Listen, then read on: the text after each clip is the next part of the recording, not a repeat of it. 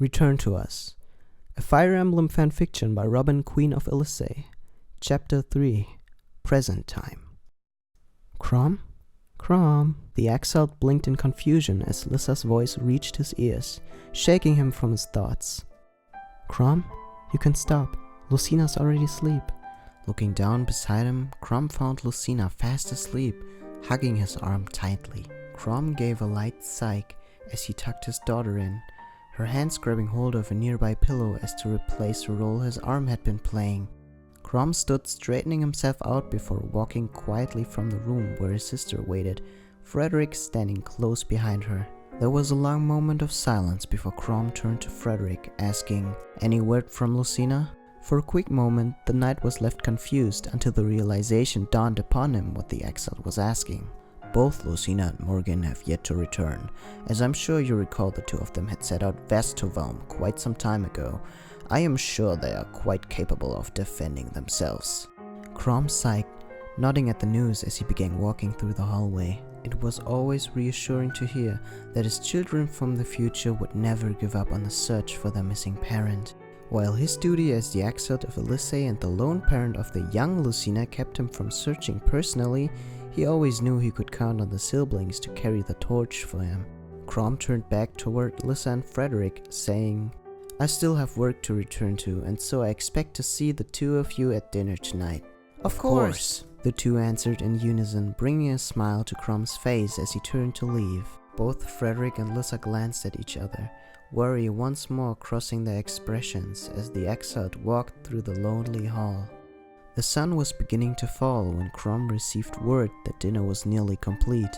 Relieved as an excuse to leave the nearly completed paperwork which littered his deck, Chrom rose from his seat, walking down the halls where he knew he would meet the others. It had become a task for the shepherds to help Chrom raise the young Lucina, and despite their attempts to deny it to him, it was too obvious. At all times there would be several members of shepherds within the walls of the castle, all of whom would take their time watching the young princess, becoming an extended family for the motherless girl. Chrom appreciated his friend's commitment, and eventually a tradition where all members of the shepherds who could come would attend a group dinner. As he walked through the empty hall, his eye was caught by a vibrant light from outside. His gaze shifted to the window as the sun dipped down below the horizon, painting the sky with vibrant shades of color. Chrom sighed sadly, his eyes closing as he turned away from the setting sun, a warm memory flooding his mind. "It's just so beautiful, isn't it?" Chrom looked up from the map laid out on the table in front of him to see Robin sitting comfortably on the grass. Her cloak sprawled out around her like a skirt as she gazed up at the painted sky, a carefree smile etched upon her face. Chrom always enjoyed seeing this side of his tactician, past the guarded expression she normally wore. It warmed him to see her like this, and without his realization, a smile spread across his own face. With a light laugh, Chrom called out, "We're supposed to be planning out the best course to march tomorrow. Stop being so easily distracted, silly." "Oh?" Robin asked, turning to look at Chrom, a devious smile on her face. "Silly? From the one who meandered into the women's bathing tent." Chrom felt himself turn a bright red as the memory fell upon him, his face flushing with embarrassment. Forcing himself to keep his eyes tained on his tactician, he gulped down his embarrassment, clearing his throat. It was an accident." His voice was cut off by a light-hearted laugh, and Chrom watched as Robin's smile widened, a teasing look emerging on her face. "Well, seeing as how you don't see me as a lady, I hardly believe you did it on purpose," she teased, enjoying the look of humiliation upon his face, mortified by her words as he attempted to work out apologies. However, he stopped mid-speech as her musical laugh met his ears, loud and clear in the quiet night. Her hair seemed to catch the fading sunlight as she laughed, and Chrom couldn't help but feel the urge to reach out for her.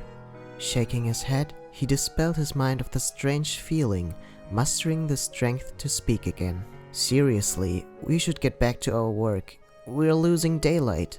All right, Robin said between giggles as she rose and walked back to the tent. Her eyes locked up with Chrom's as she gave him a grin that had him wanted to blush once more. "Let's finish this up."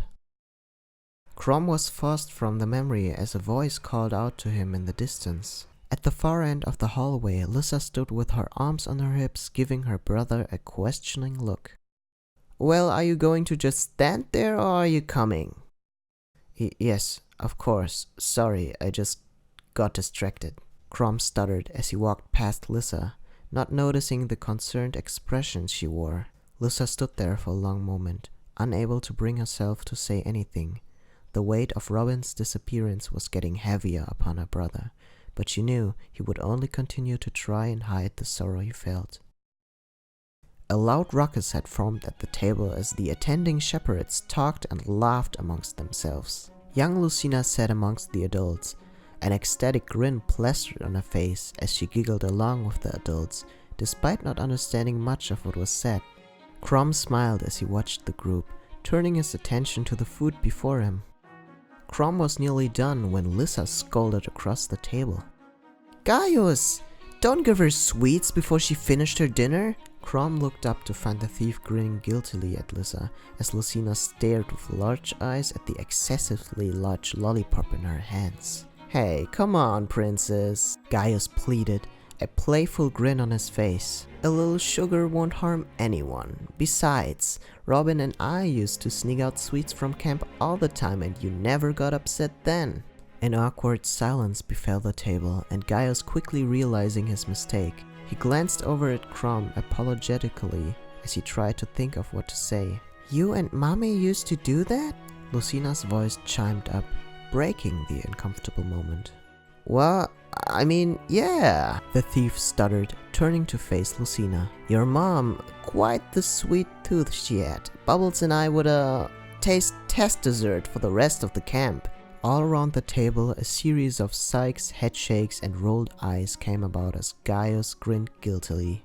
Crom simply smiled before returning down to his plate as the conversations around the table rose up once more. The remainder of the meal proved to be uneventful, mostly consisting of the adults playing with Lucina and answering her curious questions. As the meal concluded, most of the attending members chatted amongst each other to pass the time. A loud crash echoed through the hallways, the sound of steel falling on the marble floor and a sharp squeal drawing the attention of those present.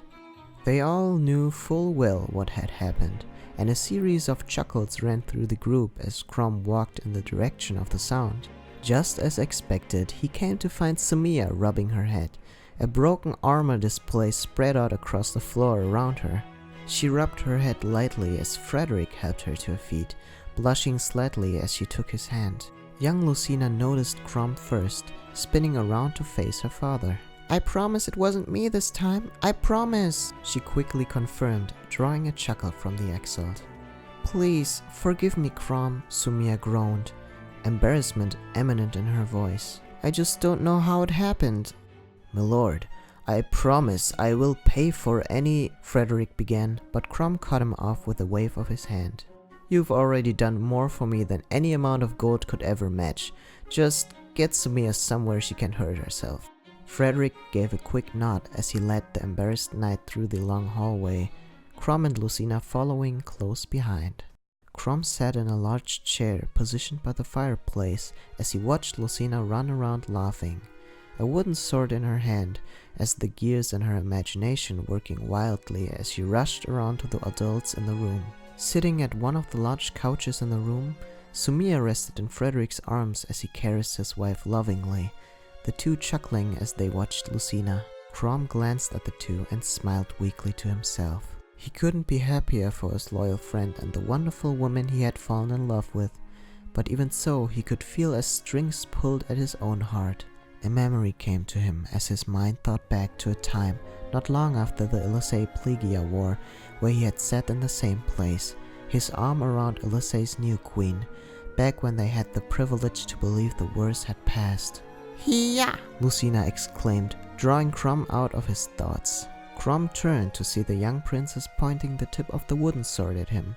A massive grin spread across her face, which was stained with the traces of the candy Gaius had given her earlier.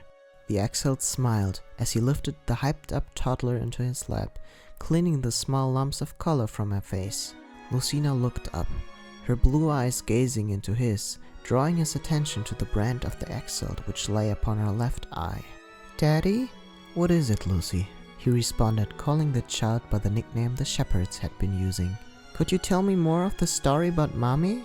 Crom leaned back in his chair as he thought back to the memories he had been sharing with his daughter.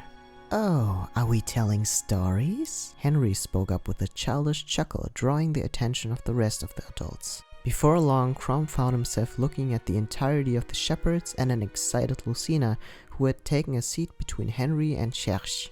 "Wasn't planning on such a crowd," Crom muttered, receiving an echoing plead mixed with laughter as most of the group agreed they wanted to listen. Crom gave a defeated sigh and a light smile before leaning back, his thoughts turning back as he thought of the story he had begun earlier that day, muttering to himself, "Alright then, where was I?" "You were at the part where you and Mommy were coming back to Ylisse," the young girl exclaimed happily, surprising Crom with how well she had actually been listening despite falling asleep. "Yes, of course," Crom began as he lay back in his large chair. "We had set up camp in the woods and had enjoyed a nice meal of bear meat." "Hey, it's Suit's favorite!" Gaius exclaimed with teasing grin as he turned to Frederick. The knight's face flushed lightly with embarrassment as much of the group chuckled along with the thief. Crom cleared his throat, gathering the attention of the group as silence eventually came over the room so that the exalt could continue.